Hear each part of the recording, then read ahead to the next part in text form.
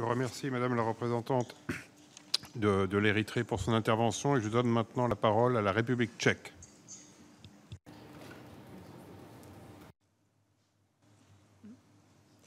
Thank you for the floor, Mr. Chair.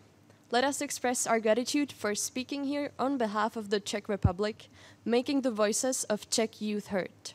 We stand here united for an even better future of us all, as are thousands of our peers during current political and climate gatherings back home. We consider the year 2019 to be the year of civic engagement of not only youth, but of the whole society. Hundreds of thousands of individuals mobilized for the strengthening of democratic values impersonate the will of people to play an active role in matters affecting their lives. In the Czech Republic, by gathering in the same places where the Velvet Revolution broke out 30 years ago, they are also bringing the legacy of the youth of the year 1989 back to life. We cherish the 1989 milestone that marks the formation of the Czech Republic as a free, democratic, liberal country of today, especially as it is a result of mainly youth-led initiative, proving that youth is an important moving force of democracy. We therefore call for a broader space for impactful discussions and involvement of youth on all levels. To ensure such an approach, intergenerational dialogue must be the foundation of our everyday life. Instead of only listening, being equally listened to. This approach should be stimulated through innovative, interactive, and inclusive education. As stated by the UN Secretary General, education today should combine knowledge, life skills, and critical thinking.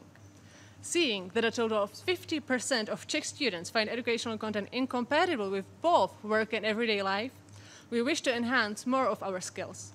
Critical thinking, fact-checking, and work with information should become part of every educational process to ease the orientation in the rapidly increasing amount of information, as they are crucial for individual orientation in everyday situations and for informed decision-making.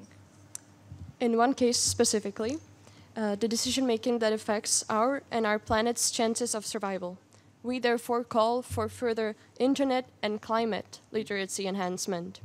Mr. Chair, we believe the lack of precise work with information, especially on the issue of climate change, causes further polarization of our society. Millions of people have been advocating for tackling climate change, yet it remains difficult to find common ground. This, however, is the one issue that puts the human rights of each and every one of us at stake. Let's move the climate dialogue away from accusations to mutual trust in the protection of human rights.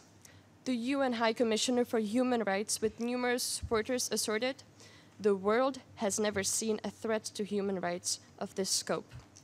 Thus, in solidarity with all people directly affected by natural disasters caused by climate instability, we ask, where is the political action we are calling for? Because to take climate action is to defend human rights.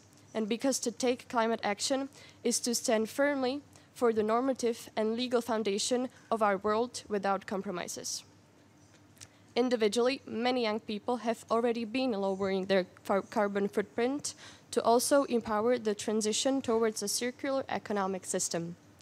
Experiencing this difficulty ourselves, we want our efforts to count more.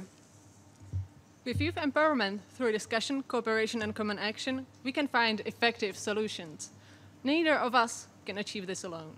And therefore, we give this speech to call upon member states to open up spaces for greater youth participation. With mutual support, we can make a lasting change the same way our parents did in 1989. In that year, the world stood by us. And now we stand with the world to tackle joint problems side by side, together. Thank you for the floor.